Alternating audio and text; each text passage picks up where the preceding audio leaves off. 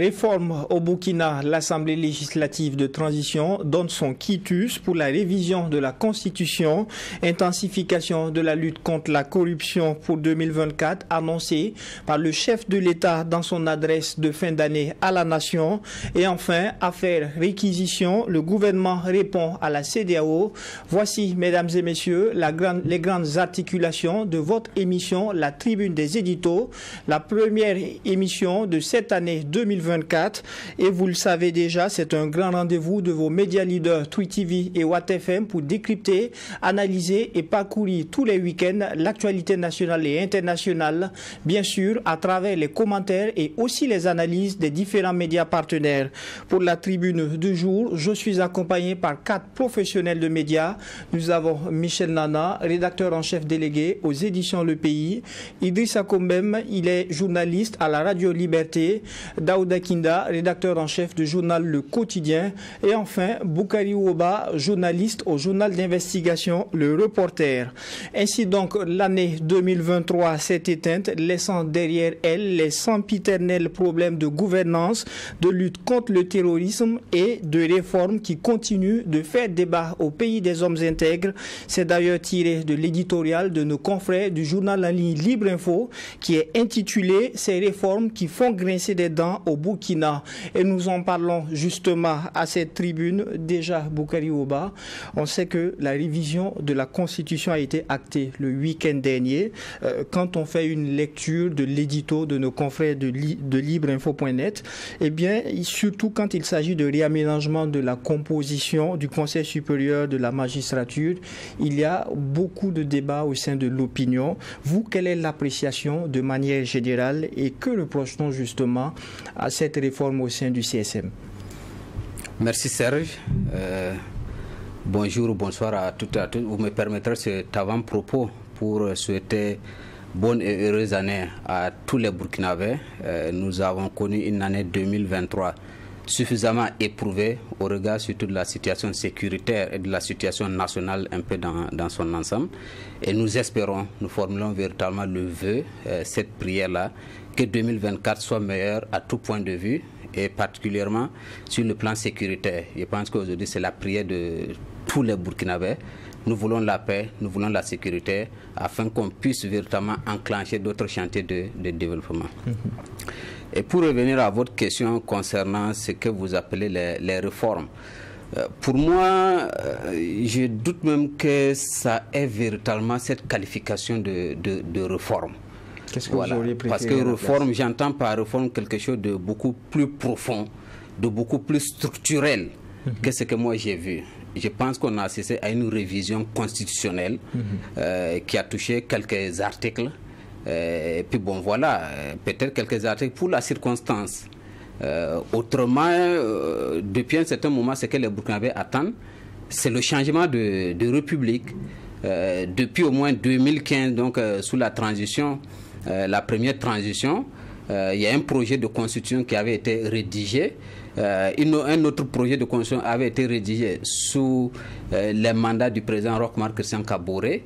Donc ça devait nous amener vers une nouvelle république, donc la 5e république. Et malheureusement, nous sommes toujours sous l'ancienne république avec régulièrement des détricotages pratiquement de la Constitution, modifier un article ici, ensuite un autre article ici, ajouter là, supprimer. Pour moi, c'est pas ce qu'il nous faut. Et ça, c'est loin d'être une réforme. Donc, c'est des révisions constitutionnelles qui peuvent être appréciables à certains points de vue, mais aussi critiquables à certains endroits. En ce qui concerne la magistrature, peut-être qu'il y avait nécessité de réformer. Dans tous les cas, il y a eu des travaux avant. Quand je dis avant, ce n'est pas actuellement. Quand vous prenez par exemple les états généraux sur la justice qui ont eu lieu donc sous la transition, ça avait posé un certain nombre de bases. Donc il y a une certaine volonté qui avait été affichée dedans pour réformer justement la justice. Et à l'époque, on avait exprimé justement cette intention ou cette volonté d'ouvrir par exemple le CSM à des personnalités non magistrates. Donc c'est pour dire que ça date longtemps cette réflexion. Malheureusement, quand vous regardez aujourd'hui la façon dont ça a été fait, le contexte et plus ou moins les ambitions affiché ou non en affiché de ceux qui ont conduit ces réformes-là, on se demande est-ce que c'est toujours en droite ligne de ce qui avait été pensé bien avant. Aujourd'hui, moi, c'est le contexte qui me fait douter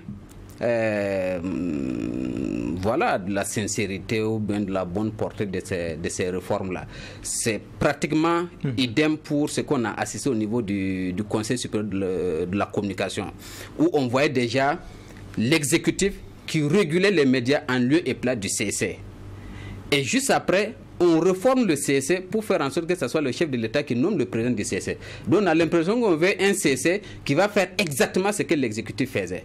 Donc de la même manière, ici on a vu l'autorité politique, donc notamment l'exécutif, qui essayait d'entrer dans les plateformes, dans les plates-bandes de la justice. L'affaire Adja de Komsega est là pour nous rappeler, bien sûr, comment l'autorité exécutive a piétiné la justice.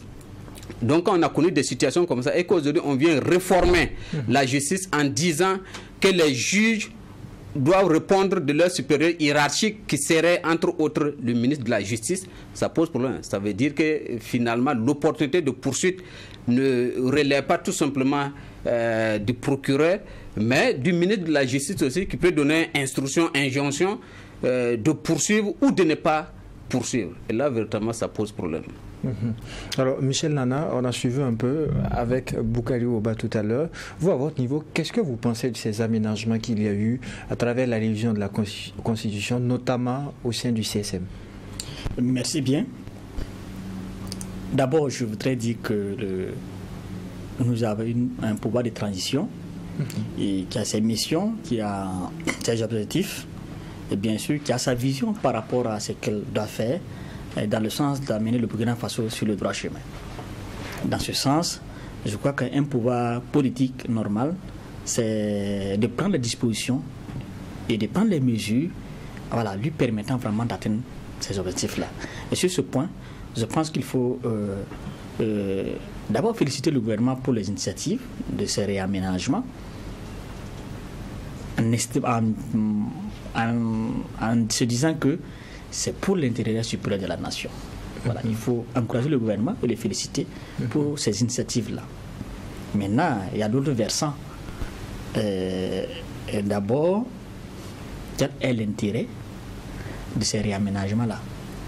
Est-ce que ces réaménagements apportent quelque chose de substantiel en termes de changement dans la vie quotidienne des Burkinabés? Est-ce que ces réaménagements permettra d'améliorer la gouvernance politique et administrative au Burkina Faso? Est-ce que ces réaménagements permettront, par exemple, de lutter contre le terrorisme de façon efficace? Ce sont ces questions que je me pose. Je ne peux pas répondre à mes questions même que je me pose, mais j'ai l'impression que nous sommes en face de quelqu'un qui veut se faire coudre une chemise ou un pantalon. Nous avons un gouvernement de la transition qui a besoin de porter un pantalon et une chemise. Et pour cela, je crois qu'elle a approché des tailleurs, je ne sais pas, des tailleurs ou des couturiers pour lui prendre les mesures. Et puis bien sûr, et lui coudre le pantalon et la chemise qui lui conviennent. Nous sommes dans ce cas de figure. Maintenant, qu'est-ce que le gouvernement va faire après s'être habillé de ce pantalon et de cette chemise-là?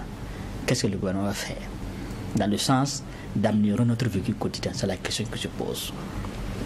Et je dirais aussi que en termes de pertinence, par exemple par rapport au CSM, et quand on sonne un peu les acteurs de justice, on va se rendre compte qu'il y a certains qui s'enregistrent, ils sont très contents. Voilà. Je crois que Bouba a déjà effleuré la question en expliquant qu'à un moment donné, il y a des réflexions qui étaient engagées de sorte à penser une ouverture du CSM à des personnalités non magistrales. Et je pense que cette réforme plaît à beaucoup de gens.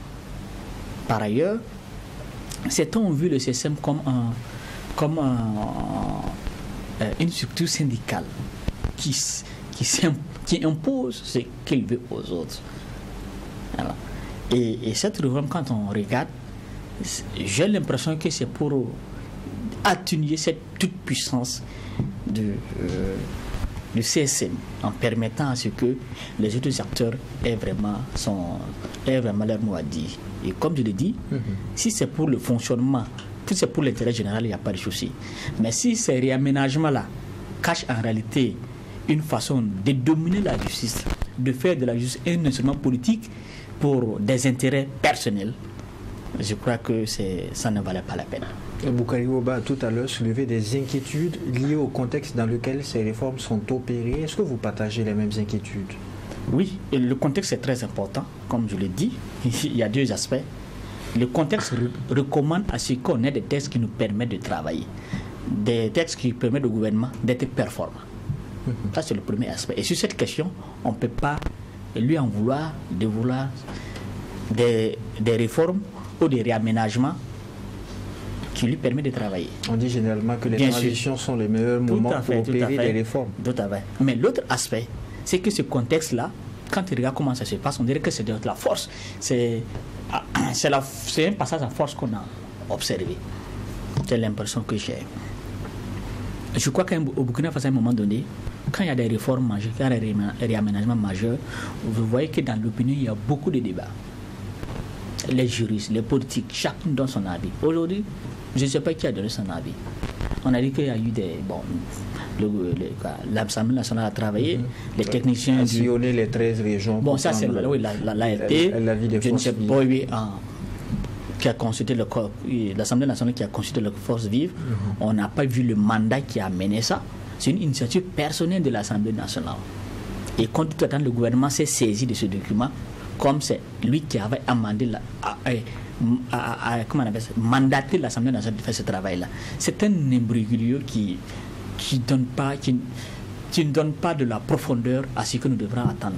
La légitimité, il y a la légalité, mais en termes de légitimité, vraiment, je m'inscris en faux par rapport à ce qui se passe là. Sur le plan de format et de l'approche, bien entendu. D'accord. Alors, Idriss Combem, on a tout de suite vu la position au niveau de Boukari Ouba qui soulève des inquiétudes liées au contexte. Michel Nana, tout à l'heure, terminé ses propos à travers la légitimité qui pourrait en ressortir. Vous, qu'est-ce que vous pensez du quitus qui a été donné par l'ALT également par rapport à ces réformes sur le CSM qui, quand même, fait couler beaucoup d'encre et salive? Alors, je crois que c'est un débat qui est mené au sein de l'opinion publique où il y a des avis qui sont un peu divergents sur la question. Mais ce que nous pensons, il faut aussi revenir sur le contexte dans lequel cette révision constitutionnelle a été opérée, notamment en ce qui concerne le CSM, le Conseil supérieur de la magistrature. C'est donc dire qu'on a assisté en quelque sorte à un passage de force de l'exécutif. Passage de force? Voilà, parce qu'il n'y a pas eu de débats qui ont été menés, et même ceux qui ont pris publiquement position sur la question, notamment les acteurs de la justice, se sont opposés. Vous avez vu la déclaration de l'intersyndicale des magistrats, il y a le SMB qui a fait déclaration, eux-mêmes, et mieux aussi, il y a le Conseil supérieur de la magistrature même qui a fait une déclaration publique à travers laquelle il émettait en tout cas des inquiétudes quant à l'opportunité en tout cas d'opérer un certain nombre de réformes, de révisions, notamment ce qui concerne en tout cas le parquet. Voilà, du fait que les magistrats du parquet seront désormais placés sous l'autorité du ministre de la Justice. Il y a toutes ces questions-là qui ont été soulevées et c'est à juste titre également parce que quand vous observez tout ce qui a l'évolution, ce qui a précédé ces révisions-là avec tout ce qu'on a connu, beaucoup de cas ici, on se demande vraiment pourquoi on va revenir dire que voilà, on va placer les parquetiers sous la coupe du ministère de la Justice. C'est donc dire que, bon, on a le politique qui est derrière, qui tire les ficelles, qui donne maintenant, qui décide que l'opportunité de poursuivre ou ne pas poursuivre un cas. Et si on tombe dans ces pièges-là, on aura reculé parce que c'est ce qui se faisait avant. Et ça a été dit, il y a eu des cas où on a senti le politique derrière sous, en tout cas, cette responsabilité-là, voilà, soit donner des instructions pour poursuivre quelqu'un ou ne pas poursuivre un dossier. Et quand on voit ça, moi je pense que ce n'est pas du tout bien, on n'a pas avancé en prenant une telle décision. Par contre, la question de l'ouverture du CSM à des personnes non magistrats, moi je pense que ça peut être bien aussi, ça permet de contrôler aussi leur action pour dire qu'ils sont redevables aussi vis-à-vis du public, du citoyen, et ça va permettre aussi d'organiser aussi, de voir un œil peut-être extérieur de leur gestion de comment ils font, mais il ne faudrait pas, comme il a dit aussi, permettre cela, et on dit que ça sera composé de personnes civiles et magistrats, et que les civils dépassent les magistrats, ou bien on fait un passage en force, on place un civil à la tête du CSM. Quand ça va arriver à ce niveau, moi je crois que ça va empiéter le fonctionnement. Au lieu que ça va mieux améliorer le fonctionnement, je ne crois pas que ça puisse améliorer le fonctionnement du CSM si cela venait à être une réalité sur le terrain. Voilà, c'est ça, en fait, les inquiétudes que nous avons sur la réforme sur le CSM. Dans toute organisation, est-ce que quand la réforme intervient, est-ce qu'elle ne vient pas corriger des lacunes ou apporter un plus? C'est la question qu'on se pose. Logiquement, oui, mais comme on l'a dit, ça dépend de l'intention. Par exemple, actuellement, vous avez vu les vagues de protestation qu'on a eues avec les magistrats. On se demandait qu'est-ce que ces magistrats-là ont fait concrètement pour que, il y ait ce tollé-là, pour qu'on les jette beaucoup en partout. Il y a tout récemment des informations de fake news qui ont circulé, qu'il y a un procureur qui a menacé des policiers municipaux, et tout ça. Et après, juste ça, on voit qu'il y a des réformes comme ça qui sont sorties. Et ça a été fait même en catimini. Les gens n'ont pas vu ça. Il vous souviendra que l'avant-projet de loi avait commencé à circuler sur les réseaux sociaux, on s'est demandé si c'est juste, et après c'est exactement ça qu'on a retrouvé que l'Assemblée a voté. Donc quand on analyse et on prend tous ces éléments en compte, on se dit que vraiment il y a un autre objectif qui est caché derrière la volonté de bien faire. Et quand c'est comme ça aussi, il ne faut pas s'étonner que sur le terrain, des années après, on ait quand même un combat encore pour qu'à un moment donné, on déconnecte encore les magistrats du parquet à l'exécutif. Et quand c'est comme ça, on aura toujours reculé. Je voulais juste répondre aussi à la question que vous avez posée. Allez-y. Corriger les lacunes, tout à fait, c'est normal. Normalement, les réformes et les aménagements, c'est pour améliorer l'existant. Exact. En tenant compte de l'expérience dans l'application des textes.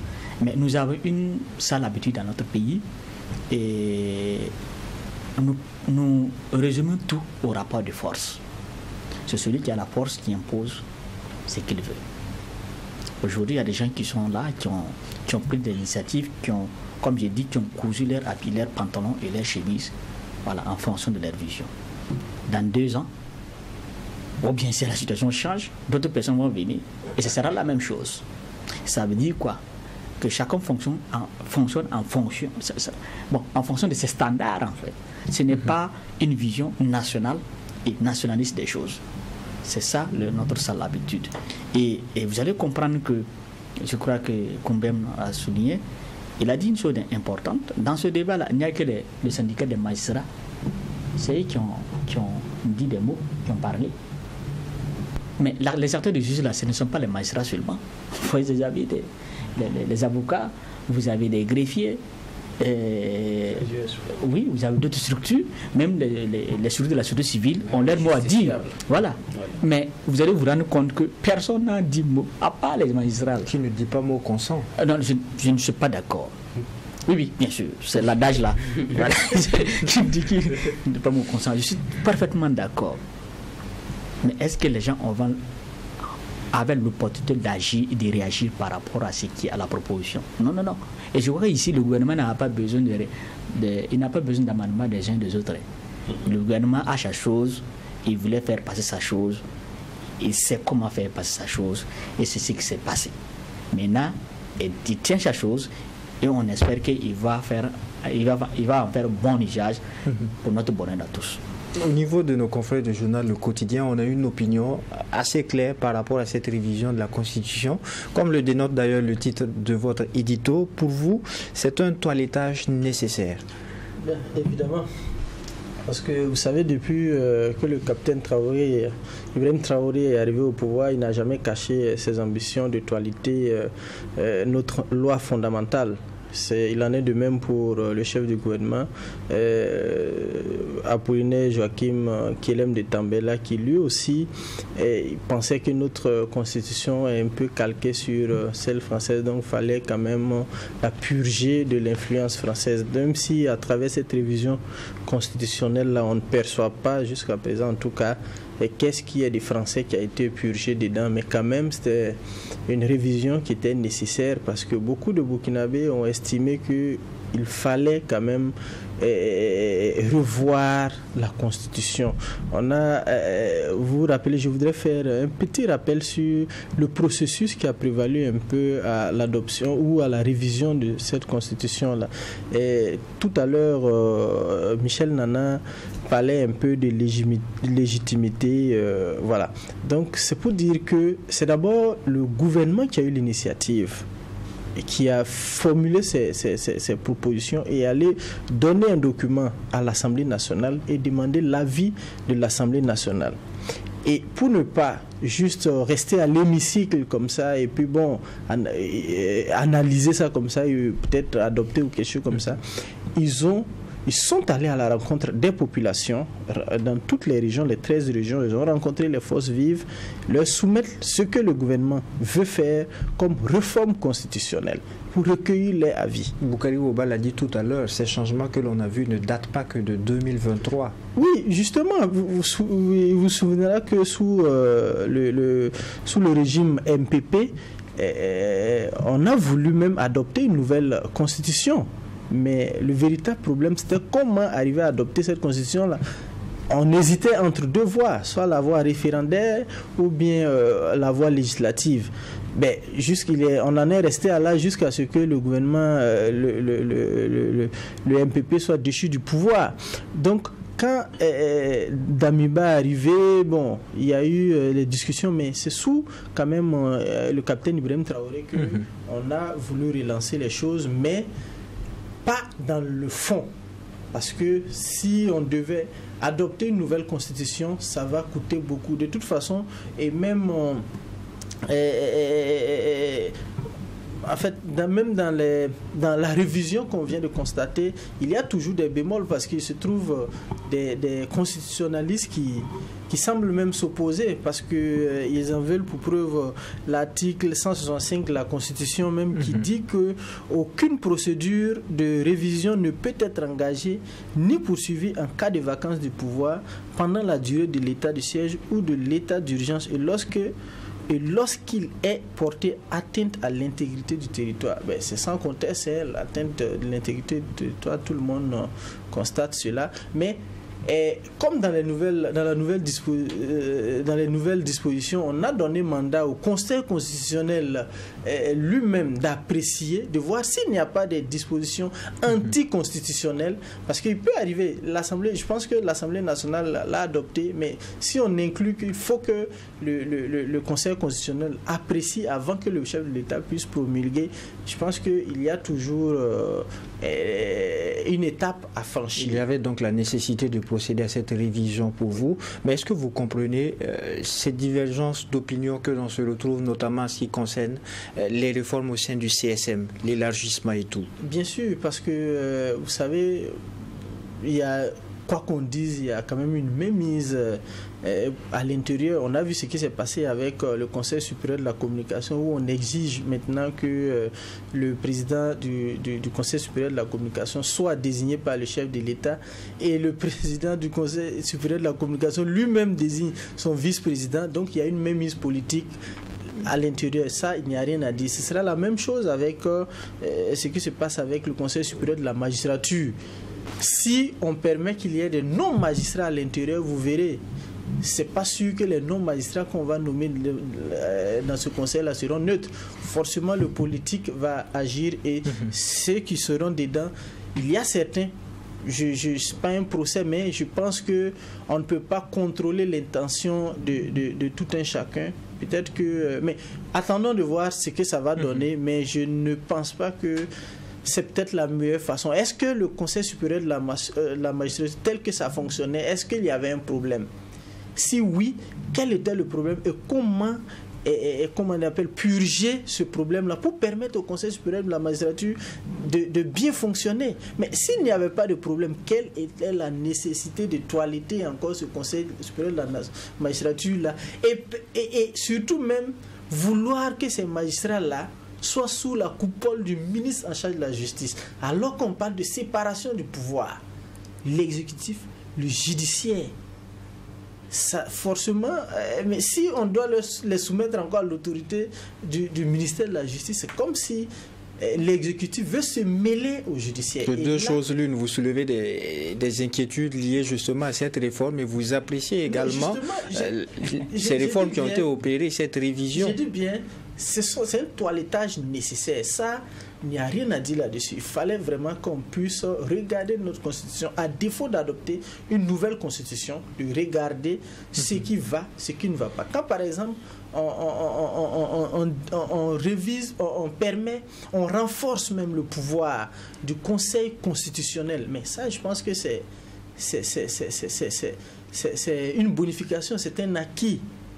Quand par exemple ce que les gens ont longtemps critiqué, la Haute Cour de justice, quand on supprime la Haute Cour de justice et permettre à ce que ces hauts responsables de l'État là soient jugés par des juridictions de droit commun, ça c'est un acquis. Quand on pense par exemple que le Conseil supérieur de Conseil économique et social, budgétivore, le Conseil, la Haute Cour, comment on appelle ça, le Haut Conseil pour le dialogue social, le médiateur du FASO et tout ça, on se dit que c'est budgétivore. Donc, et même certains, ils se mêlaient même les pinceaux, les pédales même, à travers même leurs attributions. Donc, leur suppression également, beaucoup de personnes de Burkinabé pensent que c'était une nécessité. C'est pourquoi nous pensons que c'est un toilettage nécessaire, quand bien même il y a toujours des choses à revoir. Et rien n'exclut que peut-être que on pourra même adopter une nouvelle constitution après et reprofiler tout, quoi. D'accord. Alors, Boukari Oba, nos confrères du quotidien parlent d'un toilettage nécessaire.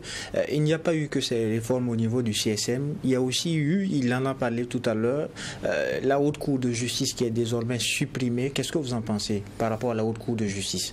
S'il y a quelque chose à saluer dans ces révisions-là, c'est la suppression de la Haute Cour de justice.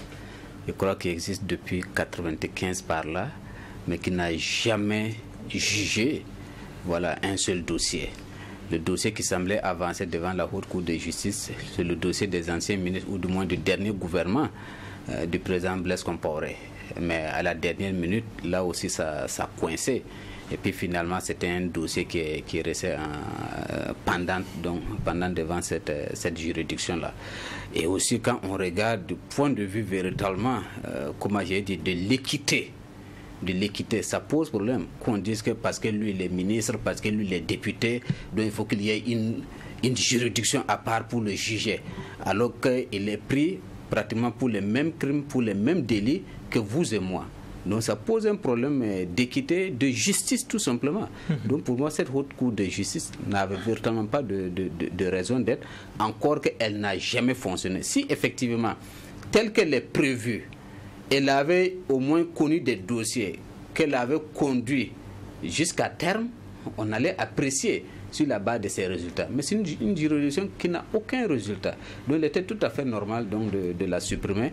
Et là encore, il faut dire que l'idée était là depuis fort longtemps. Et je crois que dans les projets de constitution dont j'ai parlé tantôt, cette Haute Cour-là ne figurait plus déjà. Donc c'était déjà une bonne chose. Donc aujourd'hui qu'on ait acté cela avec ces révisions qui viennent d'avoir lieu sur le MPSR, ça c'est un bon point à noter. C'est pour dire que tout n'est pas mauvais dedans, mais ça reste quand même des réformettes.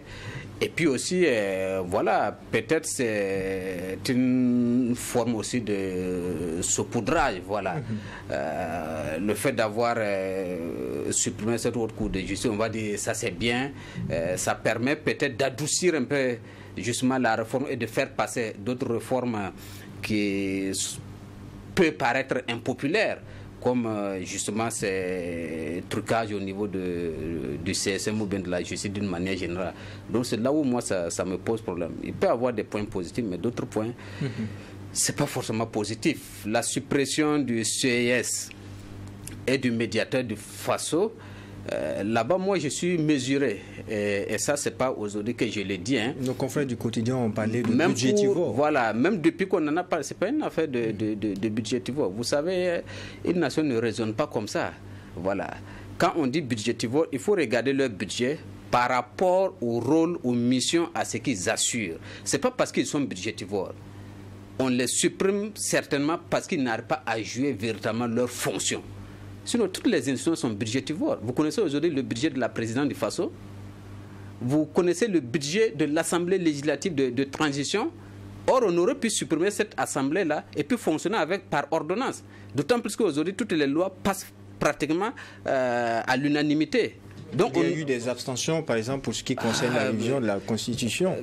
Il y a eu combien d'abstentions? 5 abstentions, 1 contre, et puis chose. Moi, j'étais là-bas. Ok, très bien. C'est plus que la majorité écrasante. Hein. J'y étais pour l'adoption de la loi sur le CEC. Et il y a eu unanimité totale. Sur les 70 votants, il y avait une absence. Donc les 70 votants ont voté à l'unanimité cette loi sur le CEC. Beaucoup de lois sont passées là-bas comme ça. Donc j'ai dit, si c'est parce que les institutions sont budgétivores et qu'on a surtout besoin de l'argent pour faire la guerre, on aurait pu faire l'économie de cette assemblée législative de transition-là. Et le président allait gouverner par ordonnance. D'autant plus que cette même assemblée-là a donné justement quitus au président. Voilà, de prendre des ordonnances, notamment dans le domaine de la sécurité et de la défense. C'est là aussi valable de mon point de vue dans beaucoup d'autres domaines. Donc, pour revenir au CES et à la médiature, il ne faut pas qu'on mette en avant le fait que ce soit budgétivore. Moi, ce que j'ai toujours regretté avec ces institutions, c'est qu'elles n'ont jamais pu jouer le rôle véritable pour lequel ils ont été créés. Et qu'on ne valorise pas leur travail. Vous savez que le CS, par exemple, fait peut-être un travail formidable, produit des rapports avec des recommandations pertinentes, mais que personne ne regarde. Quand un rapport est produit par le CS ou bien par le médiateur, qui est le premier destinataire de ce rapport-là? C'est le chef de l'État. On assiste chaque année à la remise du rapport au chef de l'État, au Premier ministre et même au président de l'ALT. C'est à ces chefs d'État-là que nous devons aller demander des comptes.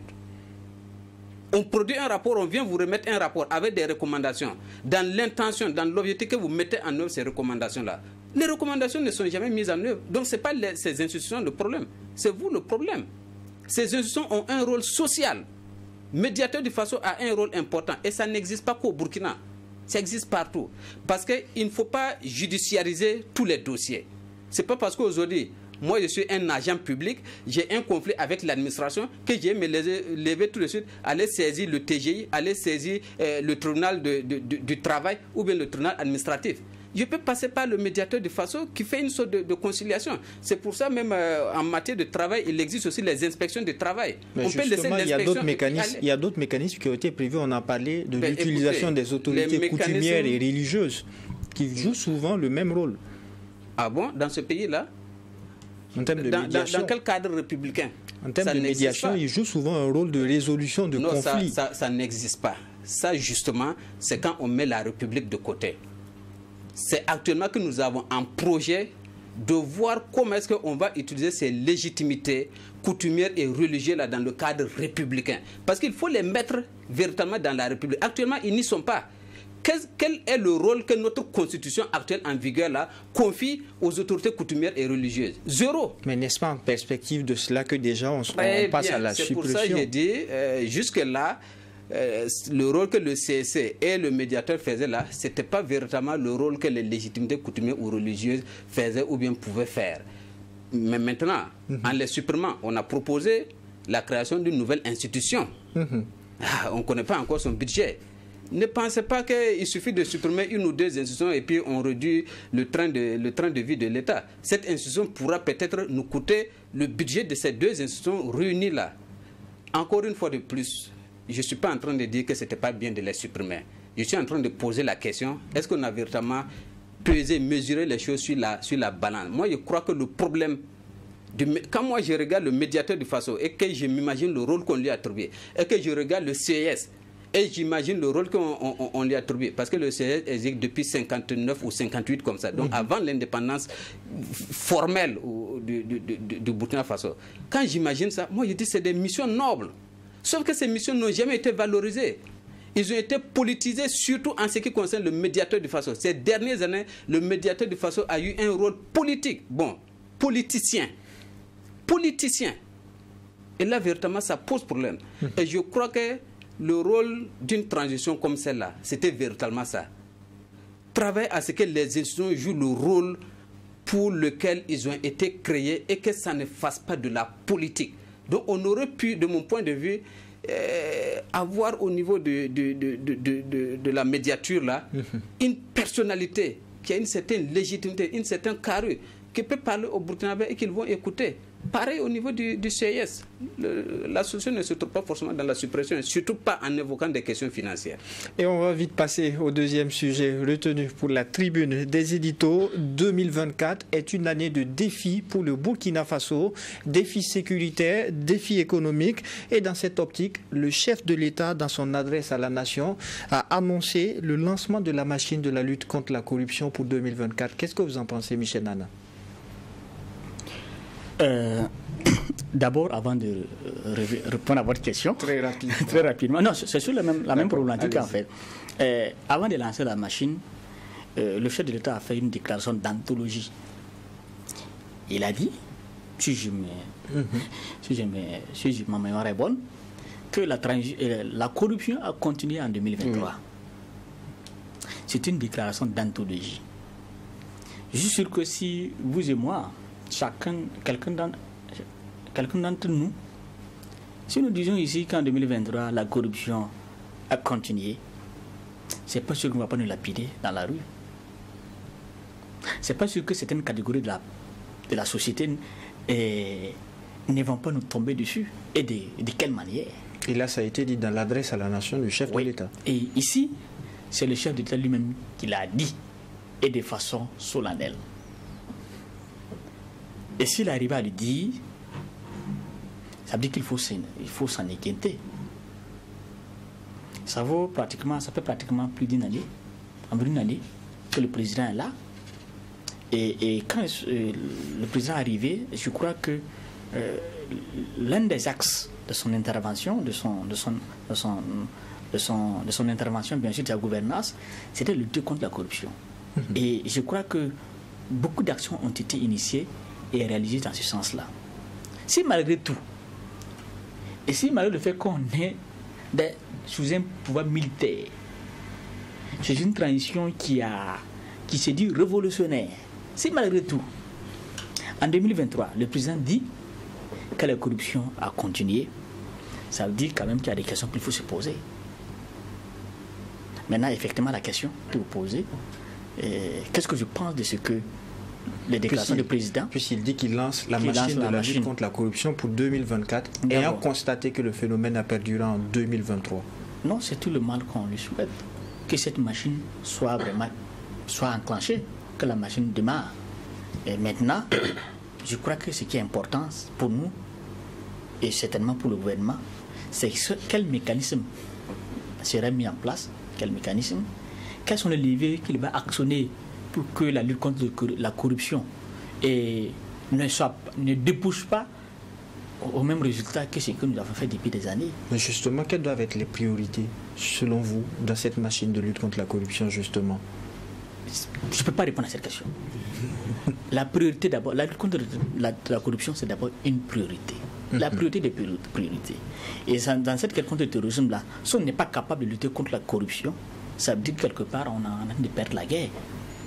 C'est d'abord la priorité. Maintenant, effectivement, la question, c'est, comme je l'ai dit, ce sont les mécanismes, ce sont les leviers qu'il va actionner. Cette machine-là, comment elle sera fabriquée pour pouvoir lutter contre le terrorisme? C'est ce que nous voulons, c'est ce que on attend de voir.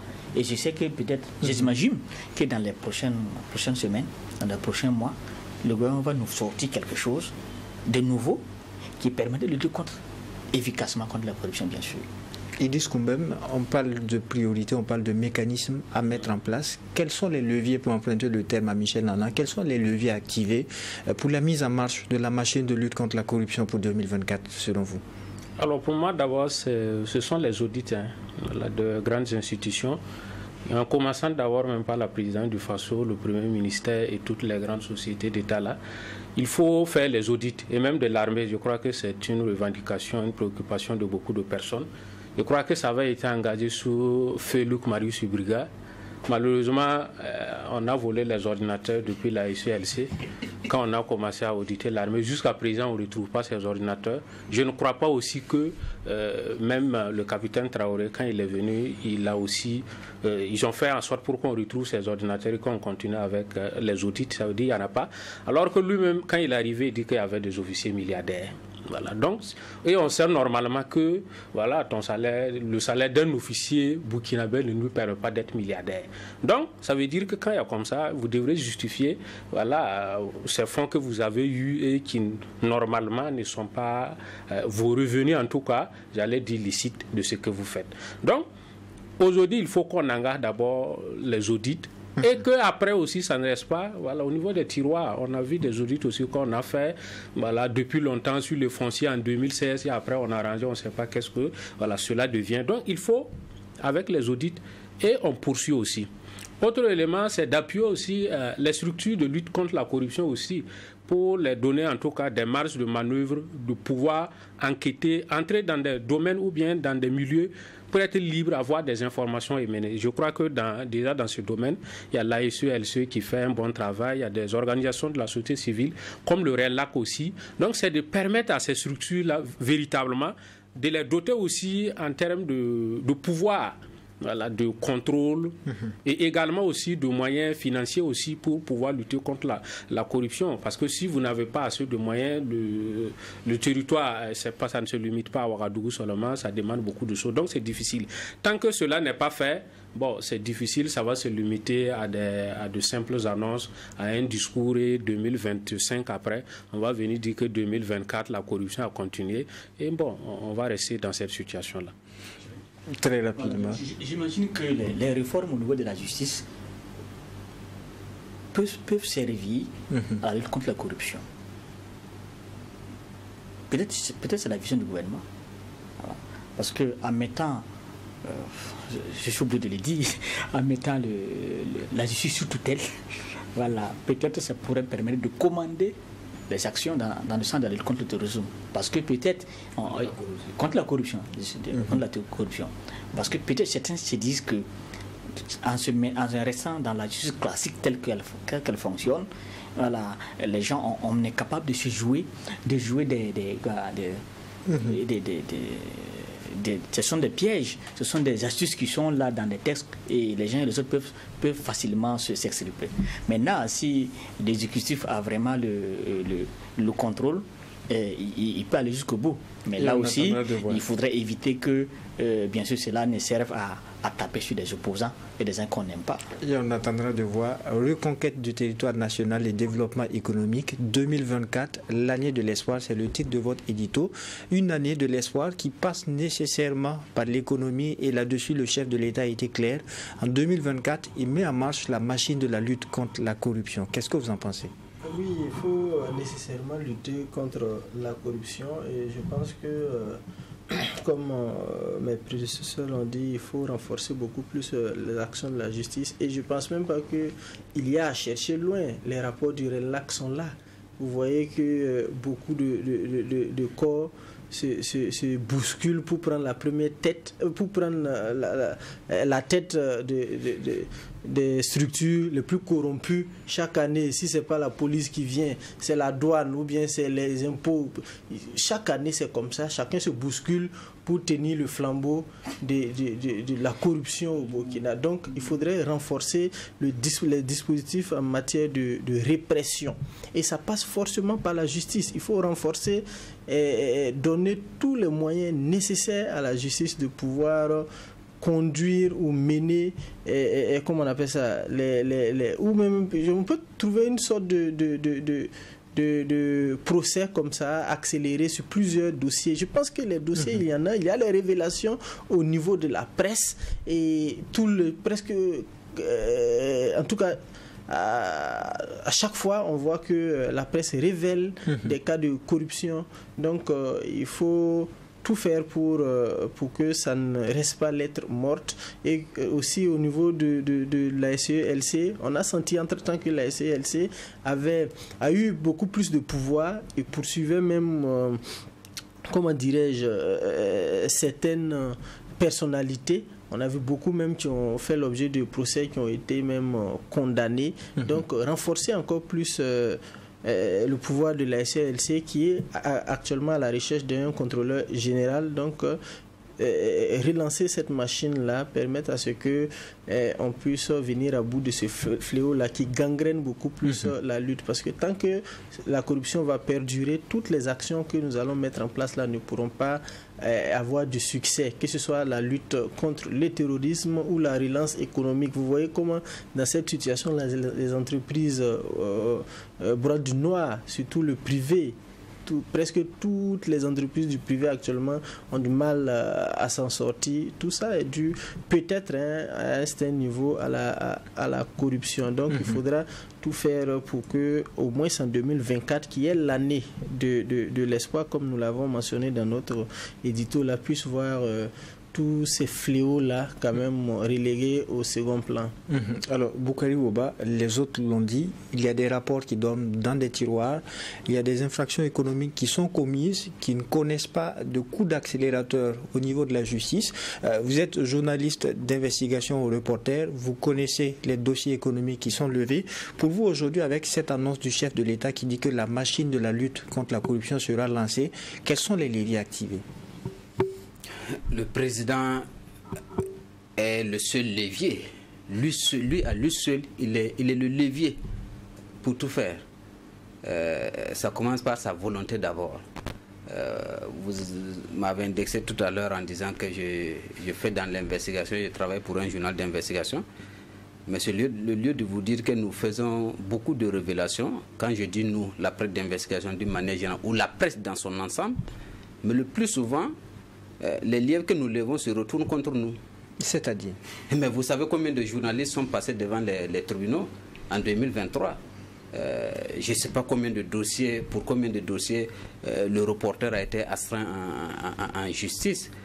Mon directeur de publication, le rédacteur en chef, était régulièrement à la barre. Les révélations ne sont pas vérifiées peut-être? Non, bien sûr, vérifiées. Parce que vous savez ce qui se passe. La presse n'a pas les moyens dont dispose l'ASE, dont dispose la justice, dont disposerait le chef de l'État. Voilà. Mais quand nous faisons une révélation, bien sûr, on n'apporte pas toutes les preuves, ou bien on n'est pas en mesure d'apporter toutes les preuves. Ce que nous attendons, c'est que d'autres institutions qui ont plus de moyens se saisissent de ça et nous disent quelle est la vérité par rapport à ça. Vous comprenez? Malheureusement, ça ne se fait jamais. On va astreindre le journaliste devant le tribunal pour diffamation. On ne peut pas prouver que le journaliste, effectivement, a diffamé. On a eu des cas où on astreint le journaliste, mais celui-même qui a convoqué le journaliste ne se présente jamais. C'est juste une façon de donner l'impression à l'opinion que, écoutez, j'ai déposé plainte contre eux. Une façon de dire que ce qu'ils ont dit là, c'est faux. Mais lui-même, il ne se présente jamais devant les juridictions. Tous ceux qui sont dans l'investigation, dans la presse de manière générale dans ce pays-là, savent ça. Nos révélations, les lèvres que nous levons, ça donne quoi? À ça, donc, ajouter tous les rapports dont vous parlez, les collègues ont déjà parlé, des audits ont été initiés, des enquêtes parlementaires par les législatures passées, et on espère que peut-être l'ALT devra en faire. Mais tous ces rapports, à la fin, ça donne quoi? J'ai été content aussi de voir que le chef de l'État avait reçu le RENLAC à sa demande. C'est-à-dire le chef de l'État même qui a demandé à les recevoir. Et à l'issue de l'audience, le communiqué de la présidente disait que le président a dit que c'est à lui maintenant de jouer. Donc il s'engage justement à poursuivre la lutte contre la corruption. Mais à la fin, il déclare que la corruption, voilà, a continué en 2023. Ce qui voudrait dire, pour aller dans le même sens que Michel, soit le président même, il est véritablement au courant des actes, des faits de corruption qui ont pu se produire. Parce que vous ne pouvez pas faire une déclaration comme ça. Moi-même, je ne me permets pas des déclarations comme ça, n'en parlons pas du chef de l'État, qui va dire qu'il y a eu de la corruption en 2023 et vous n'allez pas penser que le chef de l'État n'a quand même pas des cas palpables, pour ne pas dire des preuves avérées. Donc, j'espère qu'il va commencer par instruire que des mesures fermes soient prises contre justement ces délinquants que lui-même il a probablement pu identifier au cours de l'année 2023. Donc en parlant de levier, n'allons pas chercher loin. Ça y est entre les mains du chef de l'État.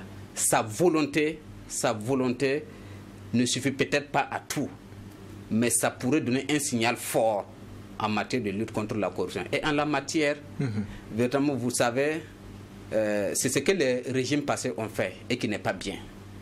Il y a des corrompus dans tous les milieux. Mais on a l'impression que quand un régime vient, il choisit tel milieu, il choisit, comme disait un homme politique, je crois que c'est Zéphirin Diabré, qu'il ne faut pas choisir de poursuivre le voleur rouge et puis laisser le voleur noir, ainsi de suite. Donc on fait des choses comme ça. Mais le chef de l'État, le capitaine Ibrahim Traoré, d'autant plus que nous sommes sous un régime de transition, il gagnerait à commencer plus près de lui. D'accord. Plus près de lui. Lui, il a invoqué la question de l'armée. Depuis quand on nous parle de l'audit de l'armée, quand on dit audit de l'armée là, les gens pensent qu'on est contre l'armée, on est contre les militaires. Auditez tout ce que vous voulez, mais auditez aussi l'armée. D'autant plus que vous savez que les dépenses les plus opaques, c'est dans l'armée. D'accord. Puisque c'est le budget pour lequel les dépenses même ne sont pas connues. Donc on dit, vous et moi, on ne peut pas aller investiguer dedans. Mais permettez à une institution qui est bien habilitée d'aller investiguer et de sortir éventuellement les dépenses irrégulières et de donner ne serait-ce que des recommandations aux acteurs pour qu'ils fassent mieux. Il y a eu audit au Mali, il y a eu audit au Niger. Bon, donc il faut qu'il y ait audit. On vous aura compris sur la question Boukari Oba.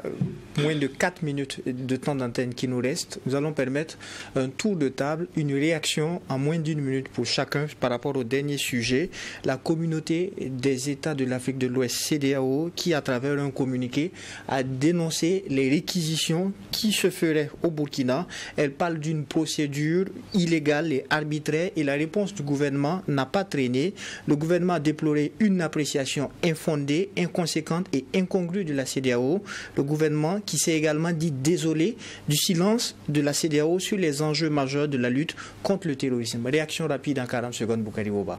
40 secondes pour dire je suis en partie en désaccord avec la CEDEAO. Et il y a des points, bien sûr, où je suis en phase avec la CEDEAO. Et c'est pareil pour la déclaration du gouvernement. Parce que la CEDEAO, quelque part, ça me dit que la situation sécuritaire s'est dégradée. Je crois qu'aujourd'hui, c'est une déclaration qu'il est difficile de soutenir. Autant, moi, je ne peux pas dire que la situation là s'est améliorée, je ne peux pas dire qu'elle s'est dégradée. Aujourd'hui, on est dans une situation, un contexte sécuritaire encore difficile. Mais venir déclarer qu'elle s'est dégradée, je crois que peut-être la CEDEAO apprécie sans pouvoir apporter les preuves. Par contre, sur les atteintes aux libertés, les réquisitions, les enlèvements, mais écoutez, c'est de visus. Et la CEDEAO ne parle peut-être pas en l'air. La CEDEAO est au courant qu'il y a eu un procès et qu'il y a un juge qui a dit que ceux qui ont été réquisitionnés là, ce n'était pas pour des raisons de sécurité. Donc, ne serait-ce que sur ce fondement-là, la CEDEAO peut se permettre de dire qu'on réquisitionne des gens de façon illégale. Ce n'est pas la CEDEAO qui le dit, c'est notre justice qui le dit.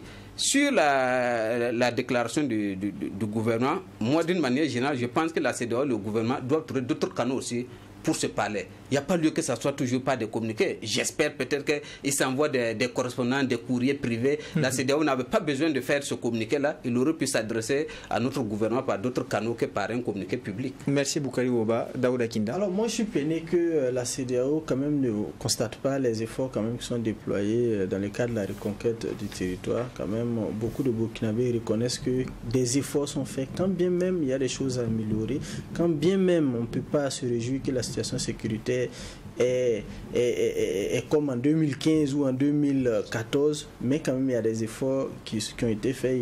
La CEDEAO devrait d'abord reconnaître cela avant de apporter ses critiques. Et concernant les réquisitions, je pense que c'est à partir de la réquisition du docteur Ablassé Ouedraogo que la CEDEAO quand même s'est fendue d'un communiqué. Enfin, pour déplorer cette situation-là. Et on a toujours dit ici sur ce plateau-là que on a l'impression que c'est ceux qui critiquent ce gouvernement-là ou les autorités on réquisitionne et qu'il faudrait quand même arrêter et permettre de se concentrer sur la... Merci Daouda Kinda. Idrissa Koumbem. Très justement, je m'inscris aussi dans la même logique que les prédécesseurs pour dire que sur certains points, bon, on peut relativiser, on peut être un peu peiné de voir la CEDEAO dire que la situation s'est dégradée. Pour le moment, on ne peut pas l'apprécier avec des preuves. On sait tout de même que la situation aussi est difficile. Voilà, il y a des zones qui sont toujours sous emprise terroriste, ne serait-ce que les chiffres donnés par le Premier ministre. Il avait dit avant que 65%, il est venu dernièrement dire que c'est 0,6 ou bien c'est 5 qui se sont ajoutés. 0,65%. 0,65. Donc ça reste évident selon ces chiffres qu'il y a plus de 35% du territoire qui ne sont pas contrôlés, ce n'est pas bien aussi. Maintenant, pour ce qui concerne la réaction, la restriction des libertés, les enlèvements, les réquisitions, c'est juste, comme on le constate, il y a beaucoup de personnes qui ont été réquisitionnées, amenées de force, tout simplement parce qu'ils ont émis des avis critiques vis-à-vis du pouvoir. Il y a d'autres même qui ont été enlevés. Et d'autres même, c'est comme des cas de disparition, on va dire, bon, peut-être forcé, parce qu'on ne sait pas les sorts. Voilà, donc ça, c'est une réalité qu'il ne faut pas nier. Mais le gouvernement aussi est dans son rôle. Et on termine avec vous, Michel Nanatre. C'est une bagarre de communicants de deux partis sur des questions bien précises. Dans le fond, chacun sait ce qui se passe. Et je crois que c'est une porte... la balle est lancée entre la CEDEAO et le Burkina Faso, parce qu'on sait que dans les prochains mois, les deux parties seront obligées de se parler. Et ces communiqués-là, ils viennent de lancer la balle. On attend de voir. Et c'est tout pour ce numéro de la Tribune des éditos, l'émission qui donne uniquement la parole aux professionnels des médias. Merci à vous qui avez fait le déplacement pour cette émission. Merci à vous, auditeurs de Watt FM et téléspectateurs de Twi TV. On se retrouve le week-end prochain, Dieu voulant, pour un autre numéro. Mais d'ici là, portez-vous bien.